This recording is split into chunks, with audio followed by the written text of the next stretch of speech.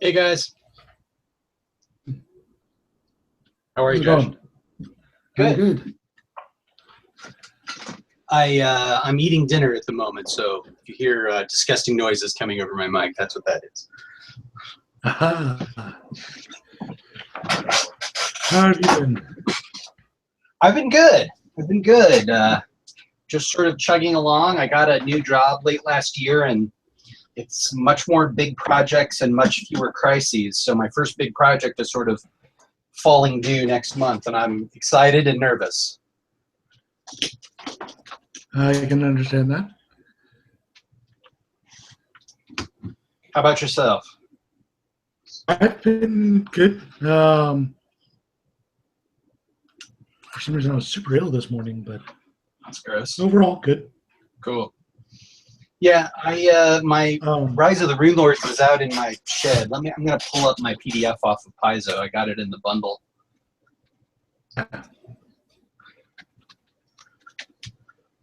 I have ones. I got those as they came out because I was like signed up, subscribed. Yeah, I don't have a regular Pathfinder group, so that deal was Those not a smoking deal to from me, but that's awesome. huh? The subscription thing is awesome if you've got a regular Pathfinder group. That's just really cool. Oh yeah, yeah. I just re-upped the Hell's Rebels. Uh-huh.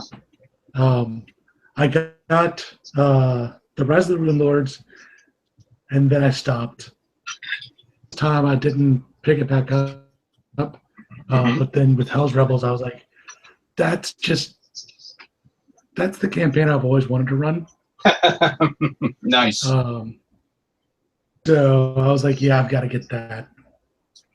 Well, I'm not really So I'm I not really got in tune with I'm not really in, excuse me. I'm not really in tune with Paizo. What is Hell's Rebels? Why is it so cool? okay. So um, you are a bit inside a city. Hmm. Um, Attempting to bring down your demon worshipping overlords. Nice. It's being made possible because the the what am I thinking? The country that you're in, the demon worshipping country that you're in, is currently under attack. Oh, from like Um, outsiders. yes, Cool. and by the Church of Viamade, Hmm. their paladins are coming in and attacking. And then the follow-up adventure path, Uh-huh. demon worshipping paladins fighting off the Church of Viamade at the Oh, same right. time as Hell's Rebels is Nice. going on. Yeah, it. I was like, yeah, those two sound good. And the next one coming up is a um, mythos-based adventure path. So Hmm. staying on through that one too. Cool. Uh, Yeah, like I don't have a regular group for it, so a subscription just doesn't do it for me, but I do dip in every once in a while. They have those like ridiculous clearance sales at the end of the year, so I always end up with a bunch of Pathfinder stuff. yeah, yeah. I just started. So we went through using the Ultimate Campaign Guide Hmm. to create characters, which is fantastic. Yeah, I really like Building Ultimate Campaign. I really like Ultimate Campaign. Yeah, it's good stuff. we built and the story that we built around those characters is basically Hell's Rebels. I That's great. was like, oh, well, okay then. Right. Um, You so, know, I um, did do a kind of rebel style D&D game. I had this was back. This will tell you how long ago it was. So this was back when WotC was selling old D&D PDFs through svgames.com. So this was around, I would say, 1999 through 2002, I think, is when that happened. And I had don't purchased, know what that is. yeah, it's like this was an old ebook website that had gotten a deal with WotC, basically, and they had not even published third edition yet when they started using this website. Like, there was no YouTube. Like, this was the early days, right? And so I had purchased a bunch of old Forgotten Realms stuff because I love the Forgotten Realms. It's always been one of my favorites. And amongst them was a historical sort of guide to the history of the realm. So I set up a situation where, so like the kind of, you know, I would call it sort of the Shire style area of the realms. There was a period in its history when it was occupied basically by fantasy Nazis. So I set a campaign there during that that time frame, and the characters were town guards. So they were like kind of trapped between like the overlords who are like, yeah, you got to go get us 500 gold out of these farmers or else, and the rebels who are like, hey, help us out and we'll you know, we'll free the land and stuff like that. So it was really cool. They had to walk a really tight line. I have never seen the utility spells of third edition used so much. Like, they were constantly writing like scrolls of disguise self, right? Like, we need 5 more scrolls of disguise self, stat. So it was really cool. That totally makes sense. Okay, so I don't think we're going to get very far tonight, but I do want to at least get started. Yeah. There are a lot of great characters in the backstory. Burn Offering. Of the first chapter. Holy crap. That backstory is amazing. When I read it, I was like, why isn't this the story? So you have, there's a dead child. Mm-hmm. There's a dead wife. Mm-hmm. Pushed off a cliff, which is, so you've got somebody who died in a fire, somebody who disappeared, the daughter disappeared, and the wife got pushed from a balcony. Right. Classic happens in a soap opera, and then they come back. Of course. Right? Yeah. And so you've also got Neela's lover, who ran away. Mm-hmm. He didn't die. He just ran away. And he's ends up being murdered by the skin saw men. Right. And like, on top of all of the other ways you can bring people back, there is actual resurrection in Dungeons and Dragons. But I mean, without even going into that, serious, not quite confirmable deaths. Yeah. Oh, totally. So I'm like, okay, so we've got Neela's daughter, Neela's lover, and Tetsuo's lover, and Amika. That's 5 player characters right there who make the perfect party. Nice. That's a great idea. I hadn't thought about it that way. Like, when I read that scenario, like, I immediately thought, why is this not the scenario? Like, why is the backstory not the scenario? Why are we coming into a situation where all the really, like, bizarre, wild stuff, didn't it all get touched off? I'm having a hard time pulling up my PDF. Didn't it all get touched off because, like, there was a child born that was just too pretty?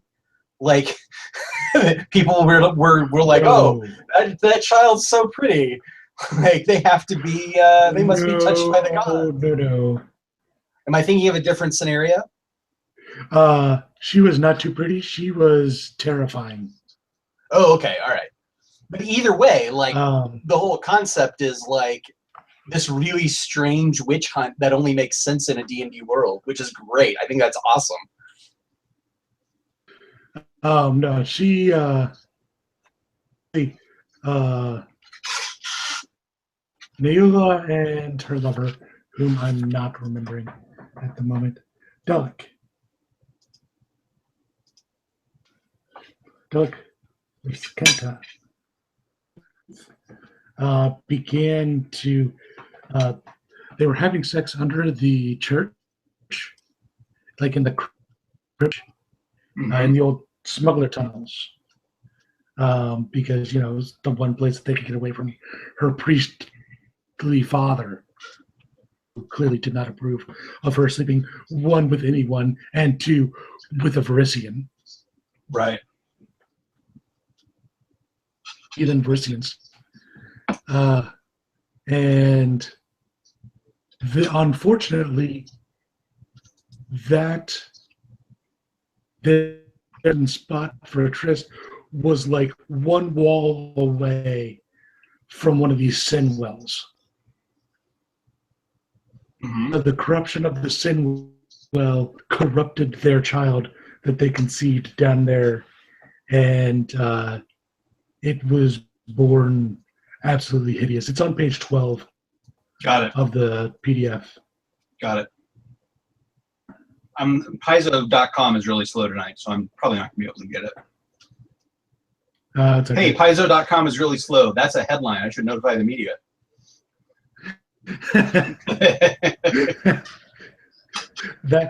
I'm sorry to say that's not actually news. Okay, cool. So you've got these 5 player characters, all either dead or thought to be dead. Everybody. Okay, so the big villain of Burnt Offerings is Neula. Right. The one behind it all. And the mini bad guy, like the sub boss, is Tetsuo. Brother. Who is tangentially tied to Neula and basically killed his wife on the same night that Neula's child was born. And the fire broke out, and 6 people went missing that night. A bunch of people died. Things happened that night. Great unpleasantness, as it's called. And so all of that happened the night the church burnt down. And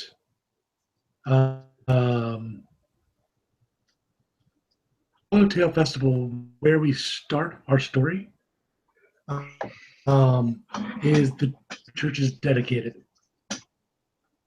And Neula wants to watch it burn again. Right. So she sends the goblins. She sends Tetsuo to send the goblins to burn and pillage. So the one thing that I hesitate on in terms of the plan of making these 5 characters, first of all, I think it's a cool idea, but the one thing that jumps out at me as being like maybe not exactly right is in the sort of vanilla scenario, the player characters have to kind of, it's not really a mystery because they're not like collecting clues or anything like that, but you're kind of following a path back to the person who's responsible. But with these characters, probably are going to be able to figure that like that's going to be just a matter of them reading their backstory page, like that seems kind of boring to me versus finding out a play. Okay. So the great thing is, Neula is also dead. Well, okay, but like if they are all back, like they're not, like that's not going to be a huge reveal either, right? Almost immediately go, well, this sounds like her, right? So, but I do think there's something there. What if, okay, so what if our big boss, like, okay, how about it? What if we did it this way? So how many players are you doing this for? Or is this not for a specific group? Not for a specific I want to do is not just make these characters the main characters through the whole campaign. Oh, I see. Okay. In the second uh, name I'm blanking, the Skinsaw murders. Yeah. In the first part of that, you're going after a guy who murdered his wife. Right. Right? Number one, that's an important story to tell. Yeah. And number two, rather than having the central figure of that be the dead ghost of this woman who was murdered, one of the player characters be a ex-lover of his who actually saw the and got the hell out. Oh, interesting. Okay, that's cool. Like, so how about not a, so back to, before we move on from the first chapter, like yes, I see what you're saying is that like so each of these chapters is going to have a set of play, like your vision is we're going to have player characters for each chapter that are intimately involved in the actions of that chapter. right, and the players themselves can either stick with their characters, Right. that they started off with, or grab one of these new characters who is deeply involved and actually like I'm using like XP triggers. Yeah. Standard, you get XP for killing stuff. Right. Right. Well, for these type of adventure paths, like where there's a mystery and you're trying to figure stuff out, like that's almost mandatory. Like that's good idea. Yeah. But back to the first chapter then. If that's your vision, what if you did like I'm trying to think of why not have sorry, go ahead. And another thing is every one of these people is keeping secrets from everyone else. Right. Like Tetsuo's wife doesn't want anyone to know who she is. She wears a mask. Okay. The priest wears a mask because he's hideously burned. Okay. The daughter is a hideous freak. I'm just going to use a tiefling. Yeah. Because that's fine. That makes sense. And the her father, in the secret of her birth, he's always told her that her mother was a succubus. Right. That's a better story than we don't know why the hell you. Right. Right. Like right. People have heard about tiefling children from succubi. Right. Sure. Of that kid from weird evil radiation for no good reason. Yeah. Right. Okay. So my thought is for chapter 1, what if whatever has brought these folks back also like I'm thinking of what if the big bad is also disguised and among the player characters, right? Then she can steer them away from her own path and then of course eventually be revealed in a dramatic betrayal at the end. Like if we're going to be bringing back all these dead people, then the fact that the villainess is also back, it's not going to be a twist. The twist is that she's the villainess and not your best buddy who's been helping you out throughout. Does that make sense? I like that a lot. Like just put her in. Just like anyone who's dead in that scenario, bring them back. That actually gives us a really good way to because Amiko or maybe take the character of Amiko or Tetsuo's wife, whom I'm blanking on the name of. I'm calling her Tetsuo's wife.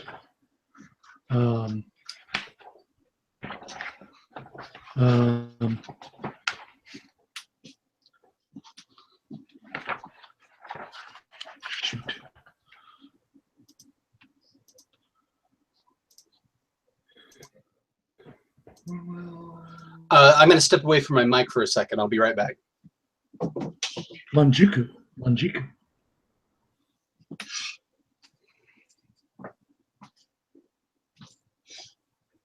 That pork is great stuff. It's still great. A little bit left.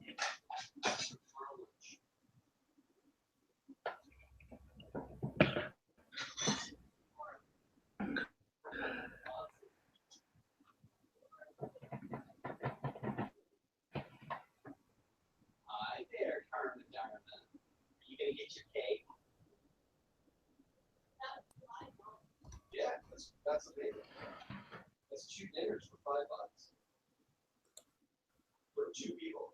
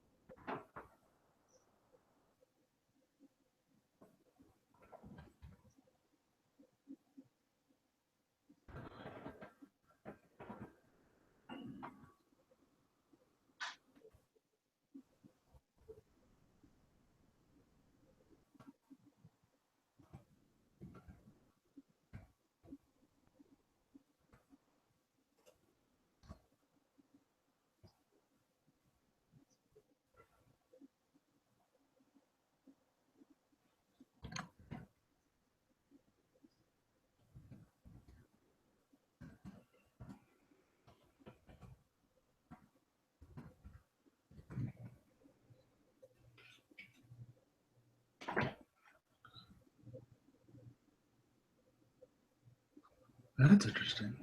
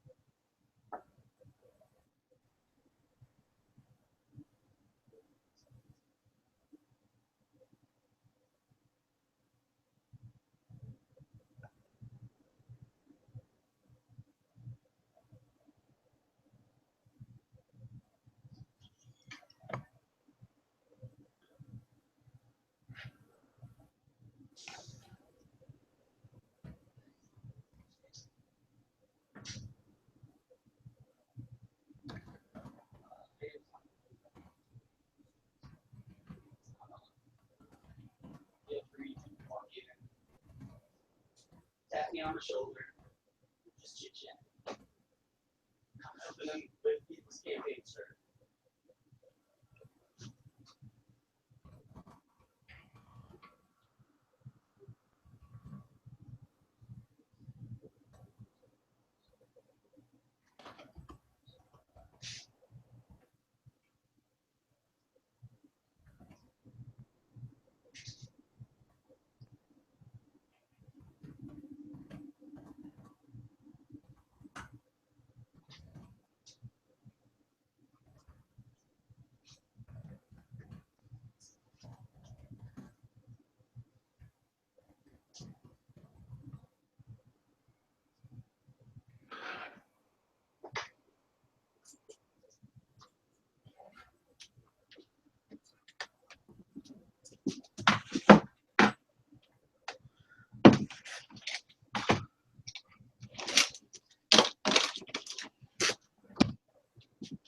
Welcome back. I'm back. I went and I got my actual copy of the book because I was having a hard time downloading it. Thought you might have.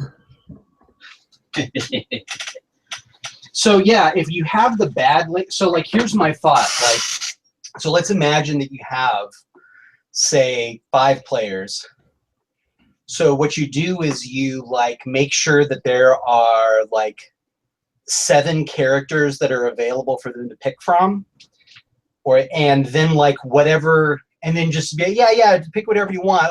I don't know. I'll have one of them be an NPC, and then just like throw away the character sheet that they don't pick and have that name be the name of that she's using in the group. Does that make sense?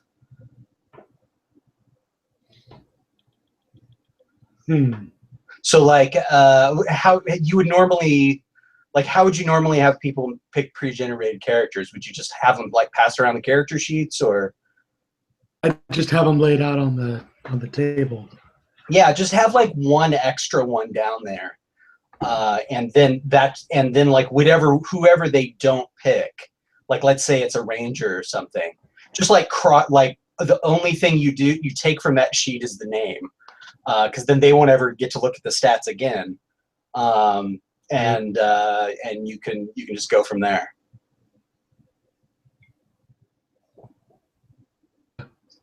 I might be a little too fancy. My idea was having her as a player character. Oh, you just give her to a player. Yeah, that's even better. Which gave me an idea for part 2. To make the abusive murdering bastard player character. Oh yeah. I love it when they turn on each other. Like, because okay. Amongst the group, and she turns out to be the big bad guy, and then the whole party's looking at one another. The guy who's playing the abusive murderous bastard doesn't actually know that they're playing that character. Sure. Until the end of I wouldn't lean on the player not knowing thing more than one chapter, right? So either do that with the evil lady in the first chapter, or do it with the killer in the second chapter. Yeah, no, I think the first chapter, that player, like, once they the way I'm thinking about presenting it is everybody has their character sheet, like, and all that, right? And then attached to it is an envelope with your XP triggers. That's cool. You get XP for. And so everybody has their own personal XP triggers. And one of the demon daughter's Delic's father's XP triggers is when he reveals to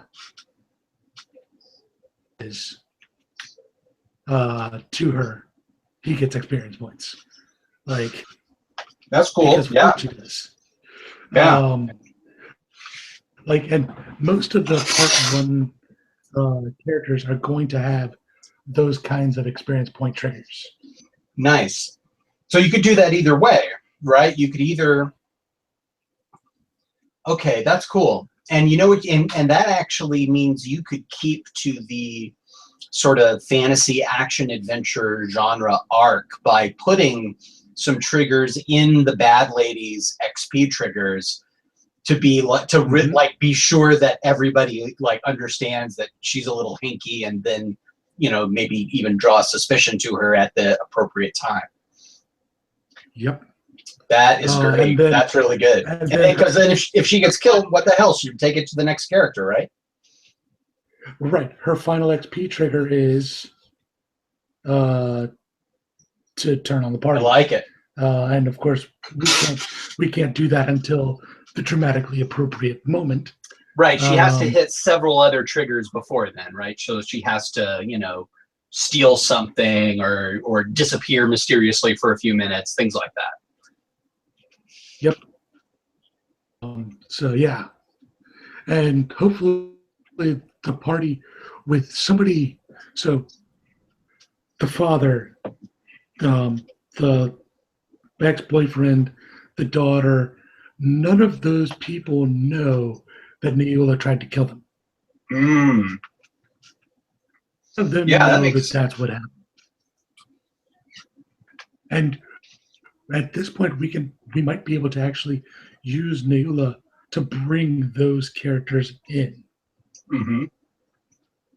She's still alive. All of them come back. Right. Interesting. And Longico is here to see her murdering husband put in the ground. Mm-hmm. Husband. He never actually succeeded at murdering her. Right. Nico knows that she's in town for that, and is the bartender at the Adventurer bar, staying. So cool. The start of the Swallowtail Festival with all the goblins and everything, we all kind of get grouped as a group. Mm-hmm. That should be easy enough. And then it'll be easy enough to put on Neula's an XP trigger for pointing the blame at. Right.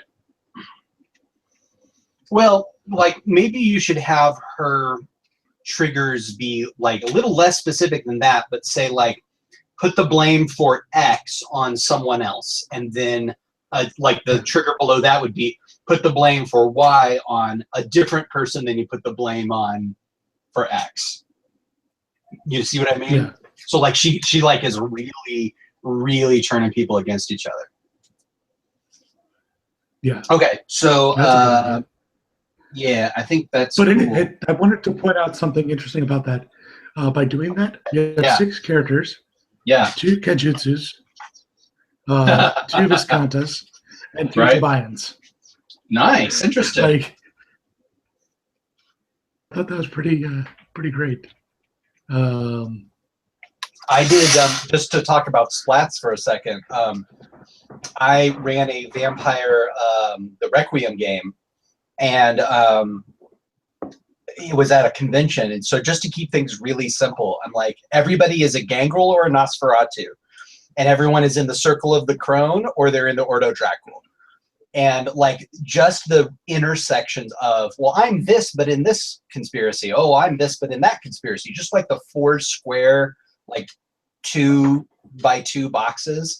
It was just perfect for a player character group. Like I could throw shit at them and they would be able to slot in their thinking really easily without having to keep all 25 possible combinations in their head. So I think 2 and 2 is a great combo. It also sets up player character relationships a little bit, like they're at least from the same point of view. Okay, so I think you're good. Like you're good on burnt offerings. Like I think you've nailed it. Like you're there. So and for burnt offerings. Oh yeah, go ahead. For two first offerings, we have some interesting characters. The shopkeeper's daughter, Mm-hmm. Pender, Mm-hmm. who is totally the Tika setup from Dragonlance. Right. We have Aldrin Foxgrave, who is the abusive murderous bastard. And like the plot point that should totally have been a player character, but we didn't know how to work it in at the late point. Shailu, the ranger who patrols around Sandpoint and knows about the goblins starting to form big groups. Right. She totally makes it. And they all have, at this point, innocent reasons to, number one, glom onto the group. Mm-hmm. And number two, to want something to Standpoint. Or external to the town of Sand. Right. Shayless wants to get out of town.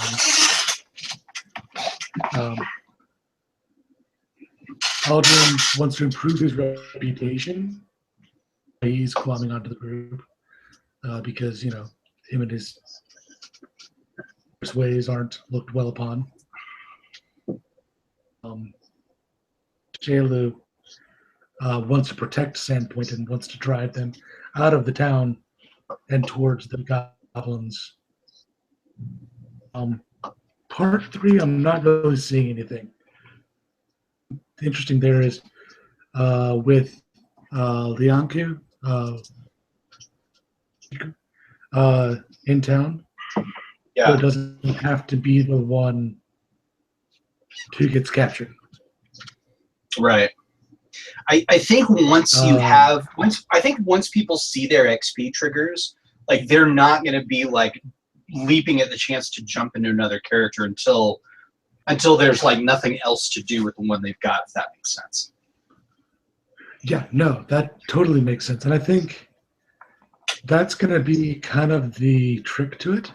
Yeah.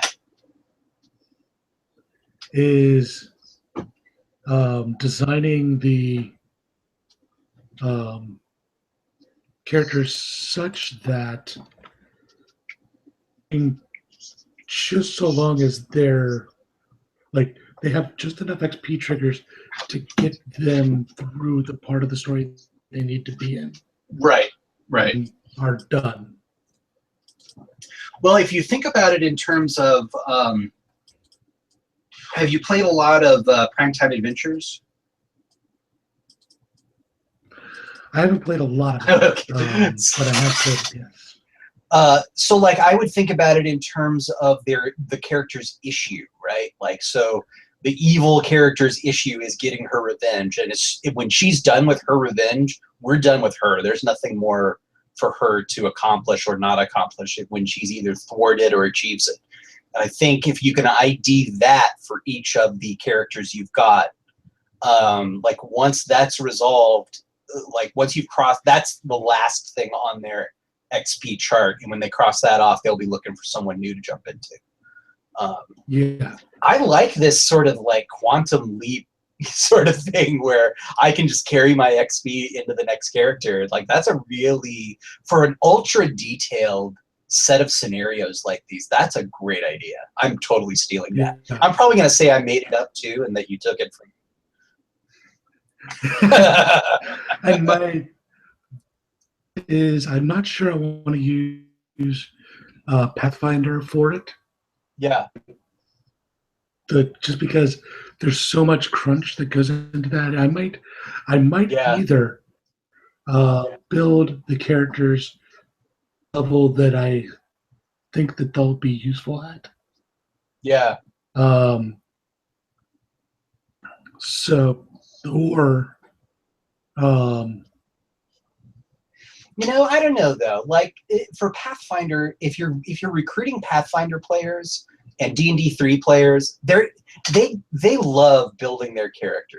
So like you might just for some of these new characters that like the Ranger, you might say, yeah, so she's a 5th level Ranger.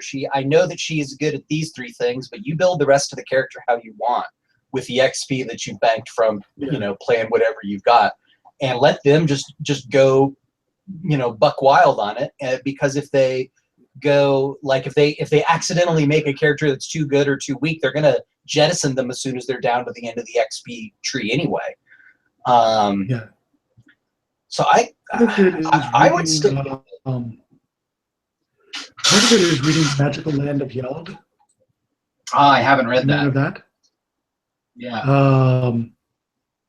That's what's kind of gotten me back going. They're simple enough where you can say this many core dice, this many specialty dice, class, or a combination of jobs. Yeah. Here you go, have at it. And I think I could turn Pathfinder like into Magical Land of Yeld jobs. Yeah, that's interesting. I'm not. Yeah, I don't have that playtest document. So like when you said XP triggers, like I know what XP do in Pathfinder, and I don't know what they do. You know what I mean? Like I don't know what they do exactly in Yeld. So in Yeld, you get to choose what you do with your dice. Basically, Right. XP are dice. Right. The GM hands you dice, Mm-hmm. and you either turn them into specialty dice or them to get rewards. Okay. So that could be gold, that could be treasure, that could be whatever. Oh, I see. Okay. So building the chart for what possible are in each, that should be easy enough. Like I said, there's a lot of benefits that I think could come out of that. Plus, in Yeld, there is a rotating GM by default. Right. Right. Interesting. At the end of every session, we all decide who we want to run the next. Yeah. Should have each part in an envelope. Mm-hmm. The GM opens and goes, "Oh, here's your XP triggers, new XP triggers for this. Right. Here, these characters have XP triggers for this section." One way that you could limit and say the only characters that are of interest here. Or, you could just go with what you've got. And if you've still got XP triggers left to a character that you want to explore. And then the scenario itself will have XP triggers. So even if you don't have anything, stopping the Goblin Horde is going to be worth some amount of reward dice. Gotcha. So, I think you could keep the entire campaign from everyone in the group. Like,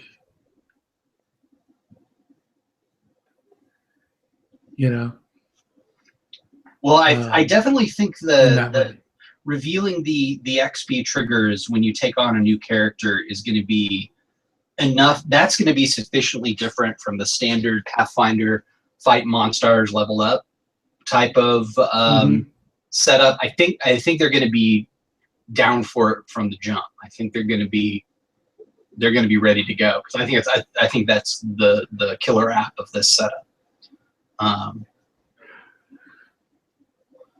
Yeah, and I think you either need to have pre-generated characters at every level or a simpler building mechanism, because it's every week you might need to run somebody new. I don't think it's going to go that far, though. I think every... Or you might want to. Yeah, well, see, because I don't know, because if you gave me one of, like, I'm looking at burn offerings now, right? Like, if you give me one of these dead people with, like, a bunch of cool XP triggers on them, like, there's no way I'm checking out of that character until they're dead or we're on to the skin saw murders, right? Like, you're gonna, and burnt offerings is not a one weekend like scenario, like, especially if you've got this new setup, like, you're talking 3 weeks, I would say. I mean, it's more character. Yeah, I'd say, I mean, it's more character generation than you normally do in a Pathfinder game. And, like, for people who don't like to do that, it might be a problem. But that, you know, that might be a player selection thing, right? Like, when I go down to my local Pathfinder Society people, like, they are crazy for character creation. They love it. Like, when I look at a Pathfinder character creation, I'm like, oh my god, okay, how many skill points? Oh my god. Is there anything? Do I need to clean the gutters? Do I need to sweep the walk? Is there anything that I can do other than make this character? But they do not. They're not with me on that. They're down for it. So that's where I am as well. Which is why I'm thinking of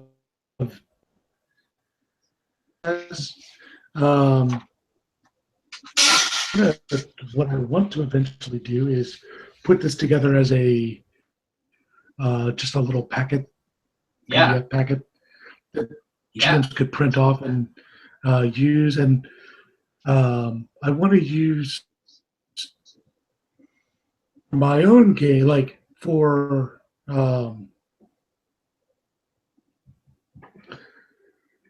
basically, I think you can break it down to, you know, instead of XP that are along the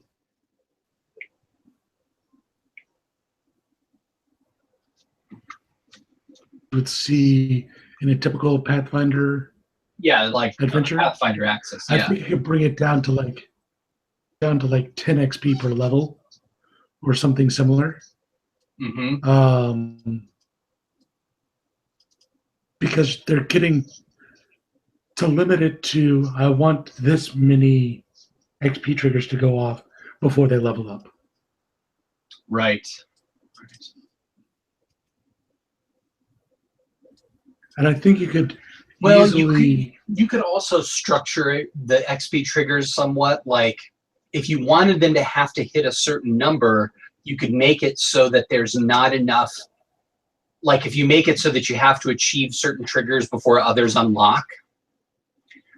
So, that way, like, maybe my options for XP triggers when I first, and this is probably good for role-playing too, to only have like 2 possible XP triggers on the first day I sit down to play, and then I achieve 1, and maybe that unlocks 2, so I have a total of 3.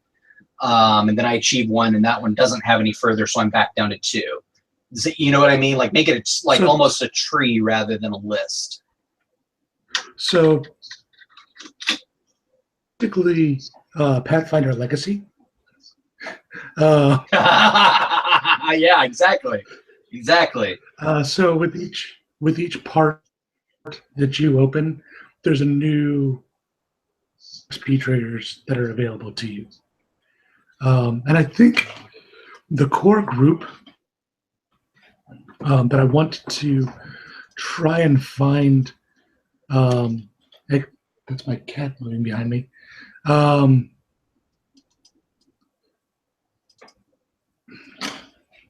The core group that I want to find XP triggers for are Delek, his daughter, and Ezekin, her grandfather. Oh, you know what? You know because what I else might be feel like- cool? Yeah, I think that's yeah. Have the personal ones. I just had a brain flash though. Like on top of we have these secret XP triggers. Then when like we're playing the game and you're like shitload of goblins comes running in to kill you. Then you like throw an XP trigger down on the table. That's defeat the goblins, right? So everybody can pile on that. And yes. oh, that's really good. That's good. I'm liking it. I'm liking it. Each encounter, I think, should be some amount of experience points for everybody. Yeah. Just to say, hey, you participated in we're going to do the adventure thing right now. Yeah, we're beating a challenge. We're having an action adventure in the fantasy world, which is what this whole freaking giant book is. And when I pull that out, I might throw specific trigger of get this item off of a goblin. Right. Neela, you need to kill any goblin before it says your name. Oh, perfect. Some goblin's like, oh, hey, like, starts waving in the middle of the fight. Hey, hi, hey, what's going on? That's hey, awesome. Die. This lady seems nice. All right, I gotta go pretty soon. This is a really good conversation. So, thanks for inviting me in to chat about it. I love the ideas. Yeah, thank you. Cool. I'll talk. One other thing. One last thing. Yeah. Neula's last trigger. So it's all about her daughter, right? Who was never named in the thing.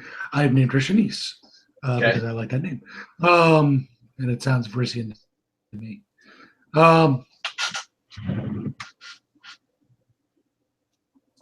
I think it should be up to the player whether she